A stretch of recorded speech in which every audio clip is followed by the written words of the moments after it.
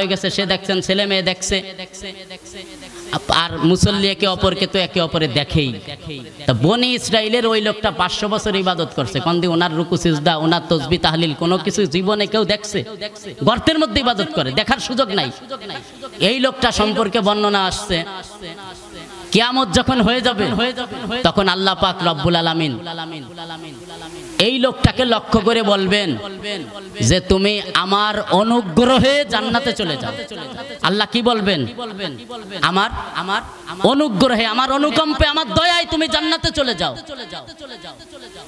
তখন ওই লোকটার মাইন্ডে লাগবে, ওই লোকটা কয় কি আল্লাহ কলো কি 60 বছর ধরে আমি মনে মনে ভাবতেছে, মনে মনে 60 বছর যাবৎ গর্তের মধ্যে থেকে ইবাদত করছি, আমার রুকু কেউ দেখে নাই, আমার সিজদা কেউ দেখে নাই, আমার পাগড়ি বাঁধছি কিরকম তা কেউ দেখে নাই, আমার রুকুটা কত বড় হয়েছে, সিজদা কত বড় হয়েছে, নামাজে কোন কোন সূরা দিয়ে কত বড় করে নামাজ পড়েছি কেউ কোনোদিন দেখে নাই।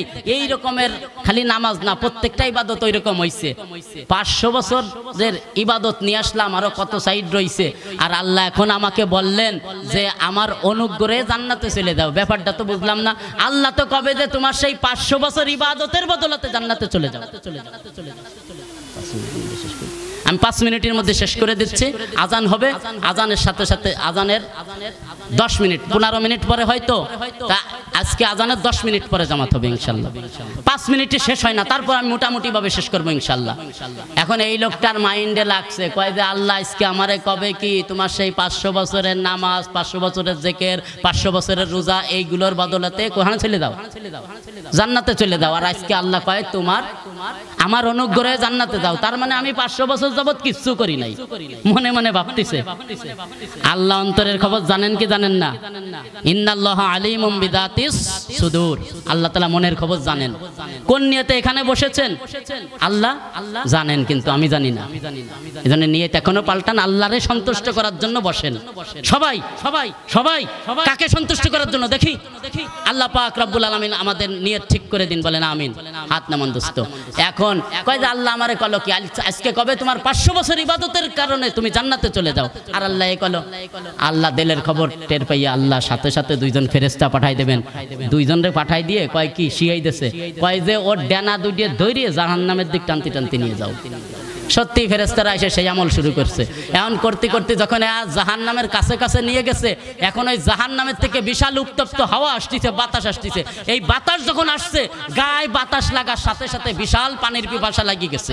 পানির পিপাসা লাগলে এখন ফেরেশতারাই কচ্ছে, আরে ভাই তোমরা আমারে জাহান্নামে দিবা, দেওয়া সমস্যা নাই, আল্লাহ যখন কইছে তাই তো হইবে না, তা আমারও 1 গ্লাস পানির ব্যবস্থা করো, তারপরে জাহান্নামে ফেলে নি। এই কথা বলতে বলতে ওই দূর দিয়ে একটা লোক 1 গ্লাস পানি নিয়ে যাচ্ছে। কি জোরে কোন? পানি নিয়ে যাচ্ছে, এক ফেরেশতা পানি নিয়ে যাচ্ছে। এখন ডাক দিয়ে, ভাই তোমার এই পানি গ্লাস আমারে দেয়া যায়? কয় হ্যাঁ দেয়া যাবে। কয় পানি দেব, কিন্তু শর্ত আছে। কি শর্ত? কয় অনেক টাকা দিতে হবে। আরে আখিরাতের টাকা হলো সওয়াব। আখিরাতের টাকা কি? সওয়াব। কয় আমারে অনেক টাকার ভয় দিহান নাকি? আমি 500 বছর ইবাদত করে আইছি, এই 500 বছর ইবাদতে সওয়াব আছে আমার কাছে। আপনার 1 গ্লাস পানি কিন্তু আমার ঠিক পেনে নাকি? আপনি ভয় দিয়েছেন, দেন আগে তাড়াতাড়ি, আর কথা কইেন না। কয় ভাই এই 1 গ্লাস পানি খাতি হলে কিন্তু এই 500 বছর ইবাদতে যত সওয়াব আছে সব দেয়া লাগবে। এবার সত্যি পানি খাইছে, পানি খাওয়ার পরে গুনিয়ে দিয়েছে, 500 বছরের ইবাদত নিয়ে চলে গেছে। এবার ওনার কোন নেকি আছে? আগে তো আল্লাহ কইছিল আমার অনুগ্রহে চলে দাও, জান্নাতে চলে দাও।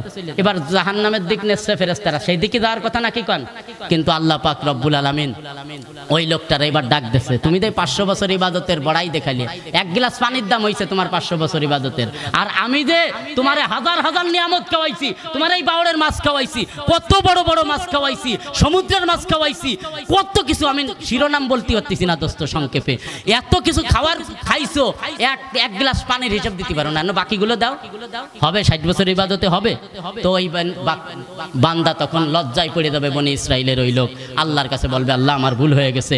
আল্লাহ সাথে সাথে বলবেন, ঠিক আছে, আমার ফয়সালা হলো তোমাকে যে কোনোভাবে আমি জান্নাতে নেবই। তোমার 500 বছর ইবাদতে আজকে তোমার জান্নাতে নিতে পারে নাই, এটাই আমার ফয়সালা। কিন্তু আমার অনুগ্রহ, আমার অনুগ্রহে তোমাকে জান্নাতে নেব, সেই অনুগ্রহ এখনো আছে।